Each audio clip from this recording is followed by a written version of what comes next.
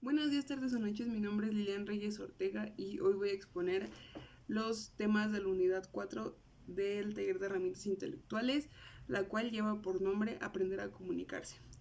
Bueno, los temas en esta unidad son tres, que es la comunicación oral, la comunicación escrita y escribir para pensar y pensar para escribir. Comenzando con la comunicación oral. La comunicación oral es un proceso por el cual nosotros los humanos podemos transmitir ideas, transmitir mensajes u opiniones.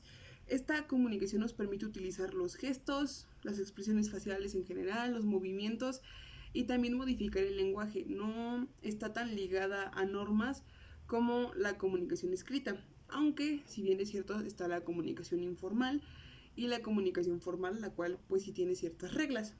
Esta comunicación nos tiene tres puntos, que es un emisor, el cual es la persona que está transmitiendo ese mensaje o esa idea, el mensaje que es la idea o lo que nosotros queremos dar a conocer a el receptor, que es la persona que va a recibir y a captar toda esta información. Nuestro primer subtema es la lectura en voz alta. La lectura en voz alta es un proceso que nosotros los humanos seguimos para tanto tener más vocabulario como para entender mejor las ideas. Un ejemplo son los niños. A los niños de preescolar se les da un libro cuando comienzan a aprender a leer. Este libro tiene sílabas y ciertas oraciones con dibujos que son muy comprensibles para ellos. Es la forma en la que ellos aprenden y suelen repetirlo en voz alta, como repíteme, la, le, lo, lu, li. De esta manera a ellos se les va quedando grabado en su memoria y empiezan a utilizarlas y a desarrollar su vocabulario.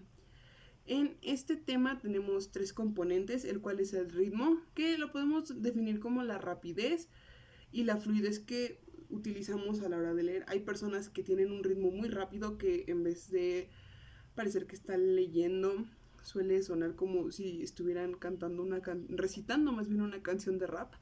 También tenemos la intensidad, que la podemos definir también como el volumen perdón, que se tiene cuando nosotros estamos hablando en voz alta. Hay personas que tienen una intensidad muy bajita que cuando leen o exponen o platican con otras personas no se alcanza a percibir lo que ellas están diciendo.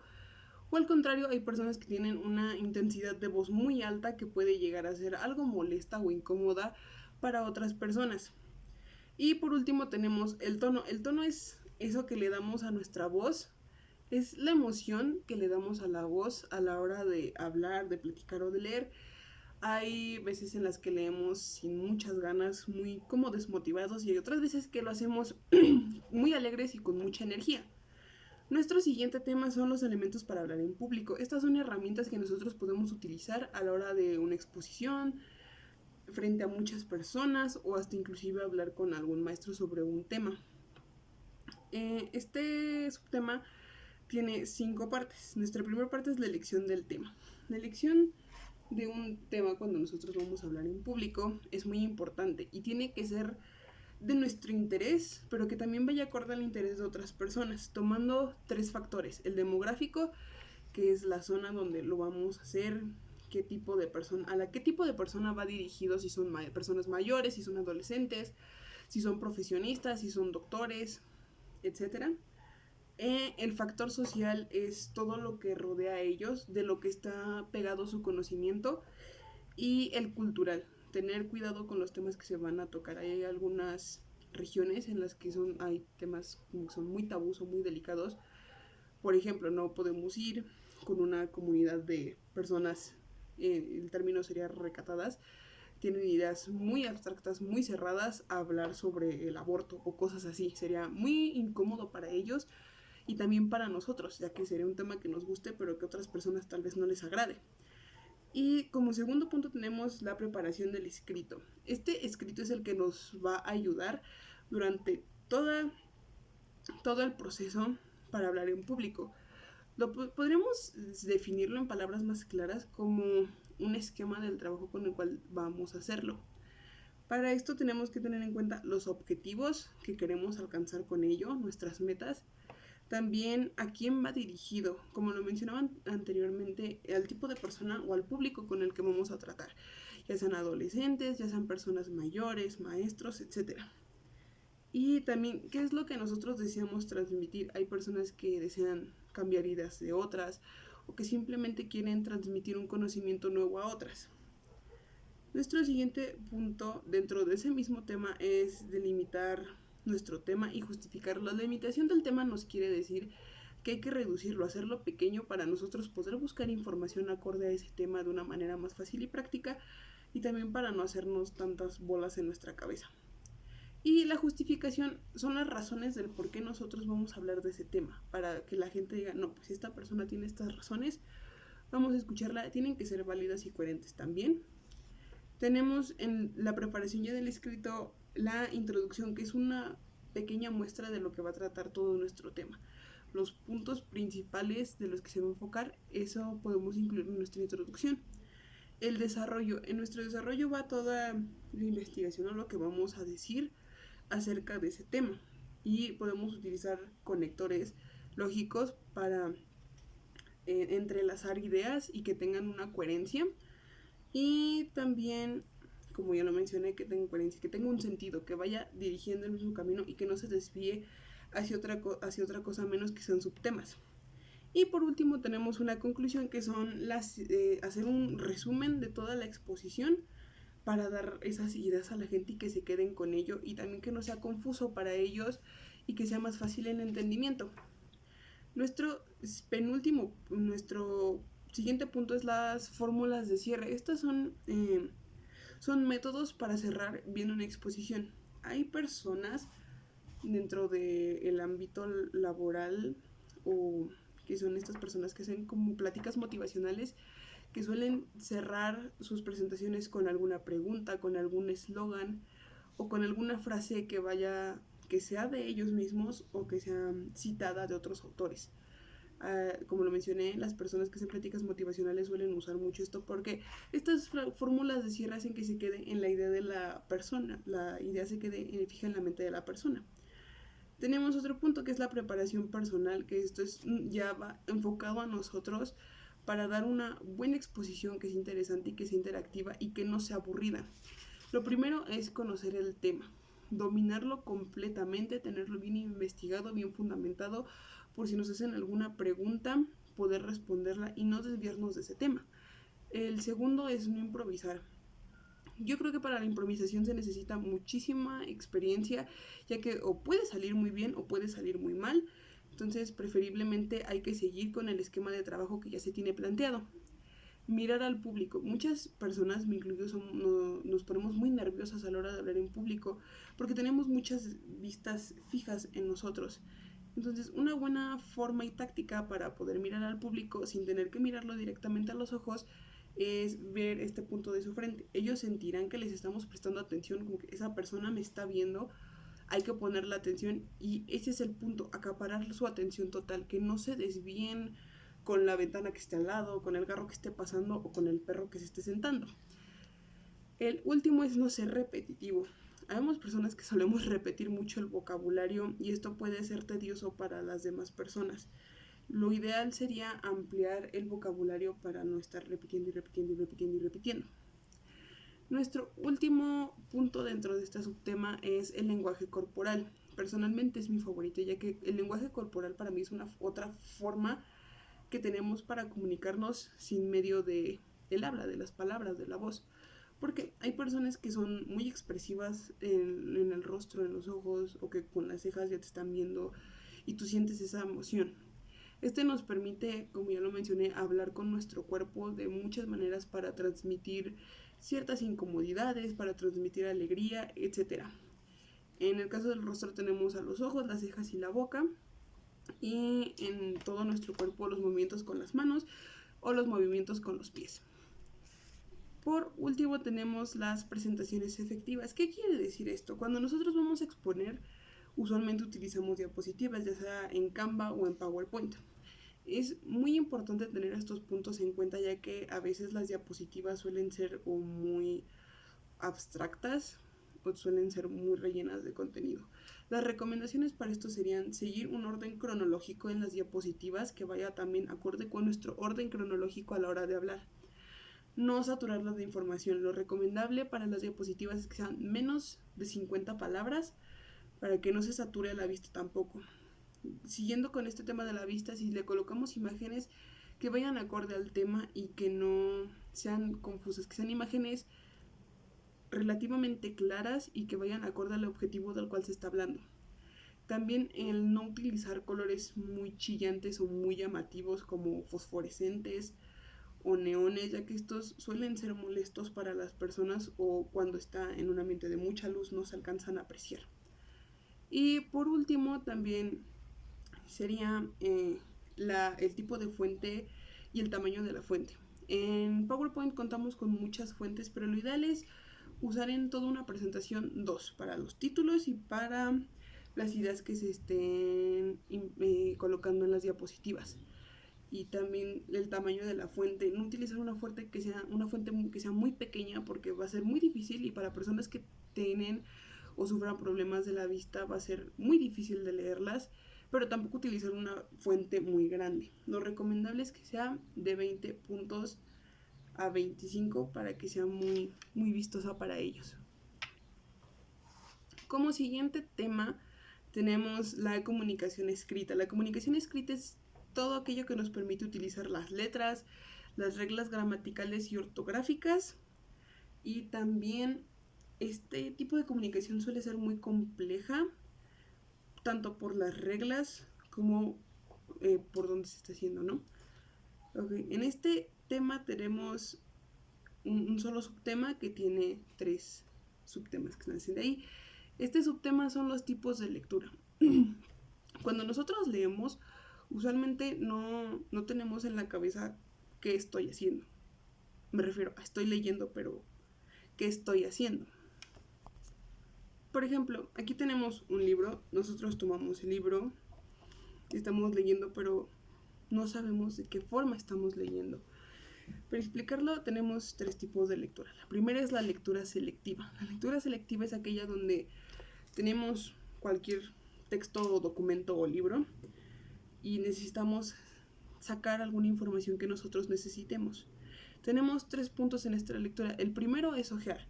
Cuando nosotros ojeamos es la vista rápida que le damos un libro, vemos qué tiene, qué contiene a simple vista.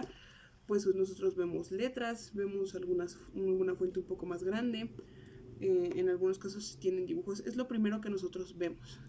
El examinar es cuando ya encontramos lo que nosotros necesitamos y empezamos a ver qué tipo de fuente trae. Hay algunas que es muy fácil identificar lo que nosotros necesitamos porque tienen los subtemas con letras negritas o porque está subrayado, o también podemos hacer uso del índice para ser un poco más específicos. Después de que ya ojeamos y examinamos, procedemos a realizar una síntesis. Aquí no hay que confundir resumen con síntesis. El resumen es transcribir las ideas tal cual están del libro, respetando el significado que les dio el autor. La síntesis es un poco más, ¿cómo llamarlo? Factible, más formable hacia nosotros. Y para hacer una síntesis, ¿qué necesitamos? Lo primero es leer, encontrar lo que vamos a leer, leerlo una primera vez, tratar de comprenderlo y después leerlo una segunda vez, pero ya marcando con algún color, un lápiz o preferentemente un marcatextos las ideas principales de esa lectura. Después de que nosotros terminemos de leer, ya procedemos a hacer la síntesis. Como lo decía, el resumen es respetar las ideas del autor. Entonces, la síntesis es escribir esas ideas, pero con nuestras propias palabras para que sea más comprensible a la hora del estudio, que es normalmente cuando se realizan estas síntesis, para poder aprender y tener las ideas más claras y que sean comprensibles con nuestro tipo de vocabulario. Nuestra siguiente lectura es la crítica. Como su nombre lo indica, utiliza el pensamiento crítico, que es más enfocado a lo que queremos lograr. Entonces, esta lectura, nosotros tomamos nuestro artículo, nuestro libro, y tenemos que ir analizando conforme vamos leyendo. Tenemos 3 puntos igual en esta lectura. El primero son los componentes de la lectura, que nos dicen que reconocer enseguida, de manera auditiva y fonética, si es que lo leemos en voz alta, las palabras y nosotros interpretarlas ya en nuestra cabeza. Por ejemplo, reconocemos la palabra hora, nosotros ya la podemos relacionar con alguna oración u otra cosa. Esos son los componentes de nuestra lectura. Reconocer qué es lo que tiene nuestra lectura. Identificar mensajes nos dice que es cuestionar la información del autor. Nosotros, al estar aplicando el pensamiento crítico, no debemos de confiar en la información que nos esté dando este autor. Podemos buscar a otro y empezar a cuestionar los puntos de vista que tiene el mismo desde otra perspectiva. No solamente quedarnos con una, es investigar un poco más allá de lo que nos están diciendo. Los hechos, opiniones e inferencias. Un hecho es algo que nosotros podemos comprobar e identificar en ese momento. Por ejemplo, un ejemplo son las noticias que pasan al día, que las transmiten en vivo en los noticieros. Las opiniones es cualquier idea que pueda dar una persona acerca de esto. Nosotros le podemos leer este texto, nosotros podemos dar nuestra opinión, y ella nos puede dar otra y es muy válido. Y las inferencias son esas cosas que están entre líneas, o también pueden ser las irregularidades que tenga ese texto, por decir, esto no coincide con esto, y es ahí cuando recurrimos al a la identificación de mensajes, que es contradecir al autor y utilizar más nuestra cabeza. La siguiente lectura es la comprensiva, y creo que puede no sonar que la crítica sea muy difícil, aunque en realidad no lo es. Creo que la comprensiva, en mi opinión, es un poco más compleja. Esta recolecta información. Lo que quiere decir es que volviendo al tema de los niños vamos a con niños de primaria, a ellos se les dan libros de texto, por ejemplo, historia. Se les da un libro de historia y ellos identifican un tema, suponiendo, no sé, la Segunda Guerra Mundial. Los niños lo primero que hacen es leer toda la información y después tratan de comprenderla a través de que esta lectura involucra las actividades recreativas, ya sean cuestionarios, hacer algún mapa mental o inclusive una síntesis o un resumen. En esta tenemos 5 puntos, que es enunciados de apoyo. Estos son los que encontramos en las lecturas para identificar rápidamente lo que nosotros necesitamos también. Podemos encontrarlos normalmente en negritas o en recuadros, y esos enunciados son los que nos van a ayudar a también entender ese tema. Podrían ser palabras claves, pero al fin y al cabo enunciados de apoyo. Los propósitos del autor es con qué intención el autor está refiriéndose a eso. Los puntos principales son las ideas que va a transmitir el autor. En el propósito del autor es la intención, y aquí ya es la idea con la que él desea transmitir, si desea transmitir conocimientos, si solamente quiere informar o simplemente pues como pasar el rato, ¿no? El objetivo es el que tiene ese autor. Como lo mencionaba ya en los puntos principales, es tratar también de entender a las ideas del autor, y en los objetivos ya podemos identificar mucho mejor las intenciones que también tiene este autor. Y por último están las contradicciones internas. Normalmente cuando leemos un texto, algunas ideas van acorde, se pone un punto y se brincan a otras. Entonces esas serían las contradicciones internas, que un texto no sea 100% coherente con lo que está diciendo. Nuestro siguiente y último tema es escribir para pensar y pensar para escribir. Nosotros, antes de plasmar una idea en algún papel o de decirla o mencionarla, tenemos que pensar. Para pensar podemos ver alguna cosa y de ahí sacar la idea y después escribirla. En lo personal yo creo que es primero pensar y después escribir, antes de escribir que pensar. Aquí tenemos que la escritura es algo compleja, que requiere de práctica y de estar en constante evolución. También implica el conocimiento. Si nosotros no conocemos, no podemos pensar ni tampoco escribir. Necesitamos forzosamente un conocimiento. Aquí tenemos 5 tipos de escritura, la primera es la funcional, y esta trata de comunicar a otros. Normalmente la podemos ver en las empresas, ya que ahí en los contratos o en alguna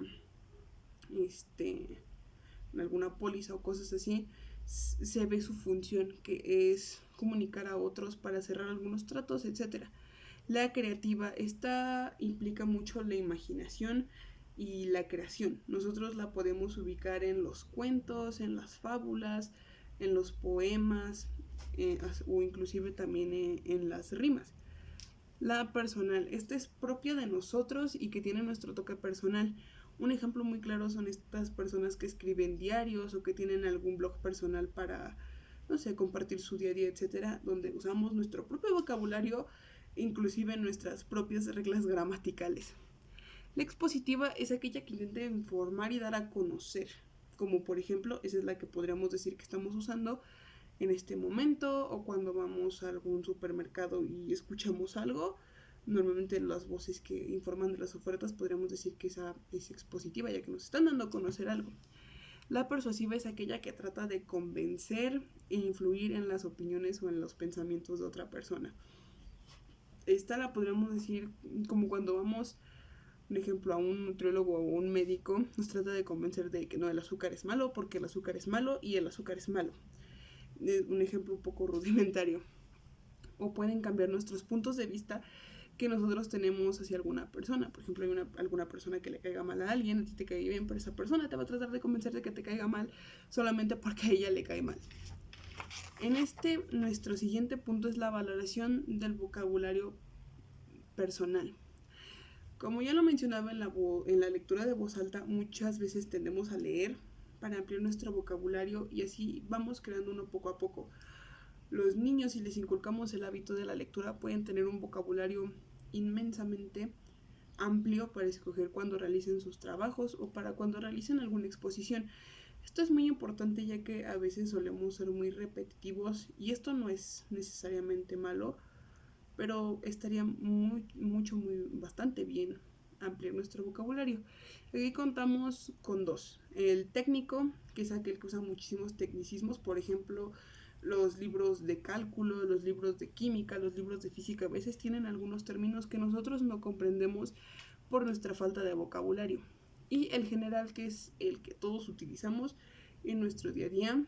Normalmente cada persona tiene su tipo de vocabulario y lo que significa algo para mí, para otros puede tener un significado muy diferente. Nuestro último tema es escribir para comunicar ideas. Toda la escritura tiene un motivo o un propósito, ya sea transmitir sentimientos, publicar ideas o el conocimiento. Para esto hay que tener muy en claro primero lo que deseamos escribir y transmitir. Para esto les voy a leer a continuación algunas preguntas que es, ¿qué escribo? Nosotros tenemos que tener claramente qué es lo que vamos a escribir, ya sea un ensayo, algún resumen, etc.